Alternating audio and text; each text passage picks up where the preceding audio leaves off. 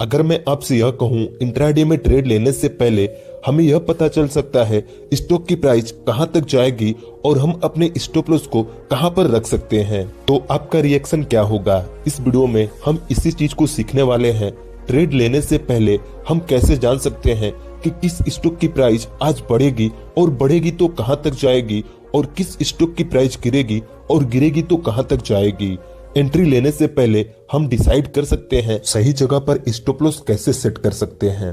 देखिए, अगर आप इंट्राडे इक्विटी में ट्रेडिंग करना चाहते हैं और आपको ट्रेडिंग के बारे में ज्यादा नॉलेज नहीं है, आपको यह नहीं पता चलता कि स्टॉक को कैसे सिलेक्ट करें, कैसे पता करें कि आज किस स्टॉक की प्राइस बढ़ने वाली है और किस स्टॉक की प्राइस गिरने वाली है। देखिए, आज की इस वीडियो में हम यह सीखने वाले हैं इंट्राडे ट्रेडिंग के लिए हम स्टॉक कैसे सिलेक्ट कर सकते हैं और कैसे पता कर सकते हैं कि किस स्टॉक की प्राइस आज बढ़ने वाली है या गिरने वाली है। इसी के साथ हम एंट्री लेते समय अपने स्टॉप लॉस की जगहों को भी सिलेक्ट कर सकते हैं। देखिए, ट्रेडिंग में ज्यादातर लॉस हमें सही जगह पर स्टॉप लॉस ना सेट करने पर होती है। हम जहां पर अपना स्टॉप लॉस सेट करते हैं वहां तक प्राइस आकर हमारे स्टॉप लॉस को हिट करती है और फिर वापस चली जाती है। इसलिए हमें ट्रेड लेने से पहले अपने स्टॉप लॉस के जगह को सिलेक्ट करना बहुत जरूरी है। देखिए, इंट्राडे ट्रेडिंग के लिए स्टॉक सिलेक्ट करने के बहुत सारे तरीके हैं, लेकिन अगर आप ग्रो एप्लीकेशन में ट्रेडिंग करते हैं तो आपको यहाँ टॉप में ही बहुत सारे स्टॉक सजेस्ट होते हैं जहाँ पर हम इंट्राडे ट्रेडिंग कर सकते हैं। किसी भी स्टॉक में ट्रेडिंग करने से पहले हमें कुछ चीजों को देखना होता है, इसी को हम स्टॉक सिलेक्शन कहते हैं। जैसे कि अगर हम किसी स्टॉक में ट्रेड लेने वाले हैं तो हमें यह देखना होता है उस स्टॉक की वॉल्यूम कितनी है, उस स्टॉक में वोलेटिलिटी कितनी है, क्या वह स्टॉक पहनी स्टॉक तो नहीं है, हमारे एंट्री लेने से पहले वह स्टॉक काफी ज्यादा मूव तो नहीं कर चुका है। इन्हीं सब चीजों को देखना होता है, इसी को हम स्टॉक सिलेक्शन कहते हैं। इन सब चीजों को हम किसी और वीडियो में अच्छे से डिटेल में सीखने की कोशिश करेंगे, लेकिन आज हम स्टॉक सेलेक्ट करके और पता करेंगे कि हमें कहां पर एंट्री लेनी है और कहां पर अपना स्टॉप लॉस रखना है। देखिए, इसके लिए हमें सिंपली स्टॉक में सपोर्ट और रेजिस्टेंस लाइन को ड्रॉ करना होगा, तभी हम पता कर सकते हैं कि किस स्टॉक की प्राइस आज ऊपर जाएगी और किस स्टॉक की प्राइस आज नीचे जाएगी, और इसी हिसाब से हम अपने स्टॉप लॉस को भी सही जगह पर सेट कर सकते हैं। देखिए, यहाँ पर मैंने अपने ग्रो एप्लीकेशन को ओपन कर ली है। मेरे सामने यहाँ पर एक स्टॉक है। हम इस स्टॉक में एनालिसिस करके देखते हैं कि यहाँ पर कैसे हमें पता चलेगा कि कब प्राइस बढ़ने वाली है और कब प्राइस गिरने वाली है। देखिए, जब हम किसी भी स्टॉक पर क्लिक करके यहाँ पर क्लिक करेंगे तो हमारे सामने इस स्टॉक की कैंडल स्टिक पैटर्न आ जाएगी, जहाँ पर हम कैंडल स्टिक चार्ट को देखकर अपना ट्रेड लेते हैं। यहाँ पर पहले मैं इन सभी लाइनों को एक एक करके रिमूव कर देता हूँ। उसके बाद हम अच्छे से सपोर्ट और रेजिस्टेंस लाइन को ड्रॉ करना सीखेंगे। देखिए, आज यह स्टॉक 155 रुपए पर ओपन होती है, जो अपने ऑल टाइम हाई को टच करती है। सिंपली यह स्टॉक यहाँ से ओपन होकर यहाँ तक आती है और फिर यहीं से यह ऊपर चली जाती है। लेकिन यह स्टॉक यहीं से रिवर्स क्यों हुई, चलिए इसके पीछे के रीजन को समझते हैं। अगर हम इसके पिछले दिन के चार्ट को देखेंगे तो स्टॉक की प्राइस यहाँ पर ओपन हुई, फिर यहाँ से नीचे आई और यहाँ पर नीचे आने के बाद यहीं से ऊपर चली गई। फिर यहाँ पर इसने इसी लाइन को टच किया और यहाँ से इसकी प्राइस नीचे चली गई। तो सिंपली यहाँ पर यह लाइन रेजिस्टेंस लाइन बन गई और यह लाइन सपोर्ट लाइन बन गया। देखिए, यहाँ पर इस स्टॉक की प्राइस यहाँ से नीचे गई, फिर यहाँ से धीरे धीरे ऊपर जाकर इसी लाइन को टच करके फिर यहाँ से नीचे आई, फिर इस सपोर्ट लाइन के पास से आकर फिर से यहाँ से ऊपर जाने लगी और धीरे धीरे इस रेजिस्टेंस लाइन के ऊपर जाकर इस स्टॉक की प्राइस क्लोज हो गई। अगले दिन इस स्टॉक की प्राइस गैप अप ओपन होती है, जो अपने ऑल टाइम के हाई पर ओपन हुई और यहाँ से यह धीरे धीरे नीचे आने लगी। तब इसके लिए यह लाइन सपोर्ट लाइन बन गया और यह लाइन रेजिस्टेंस लाइन बन गई।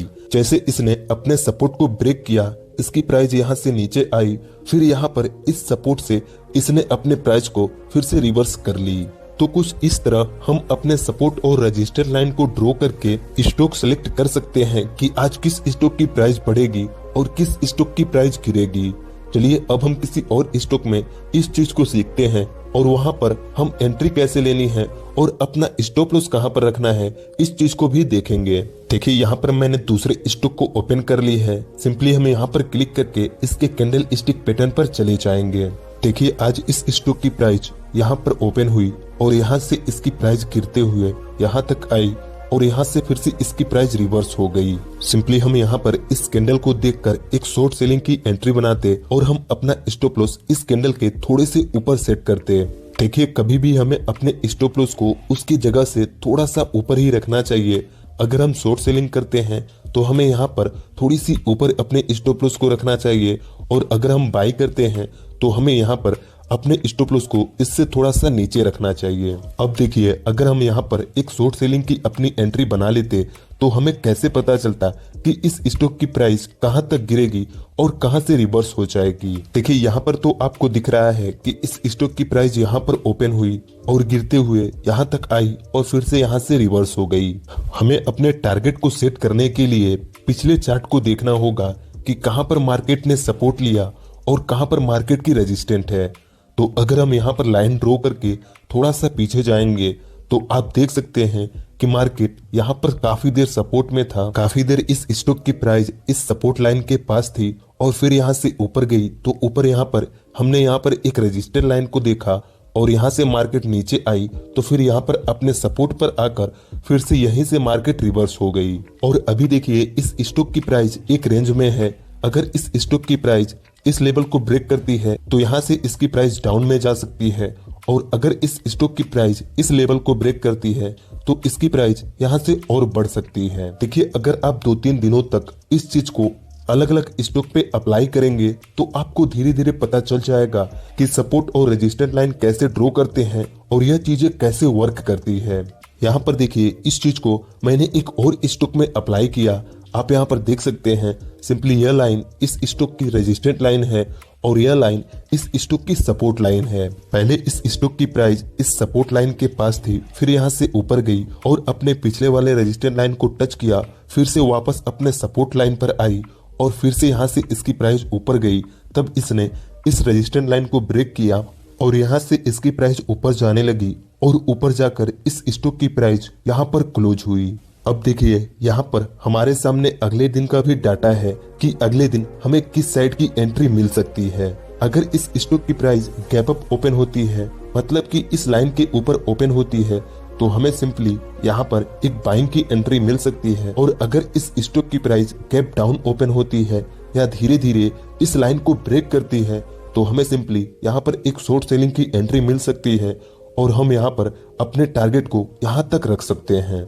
देखिए, यहाँ पर अभी हमने किसी भी इंडिकेटर को अप्लाई नहीं किया है, सिंपली हम सपोर्ट और रजिस्टर लाइन को ड्रॉ करके अपने एंट्री के जगह को ढूंढ सकते हैं। अगर आप इंडिकेटर को सीखना चाहते हैं तो आप मेरी इस वीडियो को देखकर 2 मोस्ट पॉपुलर इंडिकेटर को सीख सकते हैं, सुपर ट्रेंड और मूविंग एवरेज। कुछ इस तरह हम अपने चार्ट पर सपोर्ट और रजिस्टर लाइन को ड्रॉ करके पता कर सकते हैं कि आज इस स्टॉक की प्राइस बढ़ने वाली है या गिरने वाली है, और यह भी जान सकते हैं कि हमें कहां पर एंट्री लेनी है और अपने स्टॉप लॉस को कहां पर रखना है और अपने टारगेट को कहां पर सेट करना है। देखिए, मुझे पता है आपको उतने अच्छे से समझ में नहीं आया होगा, लेकिन जब आप इस चीज को अपने आप से प्रैक्टिस करेंगे, अपने मोबाइल के चार्ट पर प्रैक्टिस करेंगे, 2-3 स्टॉक पर इस चीज को ड्रॉ करेंगे, तो आपको धीरे धीरे खुद पता चल जाएगा कि सपोर्ट और रेजिस्टेंस लाइन को ड्रॉ कैसे करते हैं और इसको यूज कैसे करते हैं। बस आज की इस वीडियो में इतना ही। मुझे उम्मीद है इस वीडियो से आपको कुछ सीखने को मिला होगा।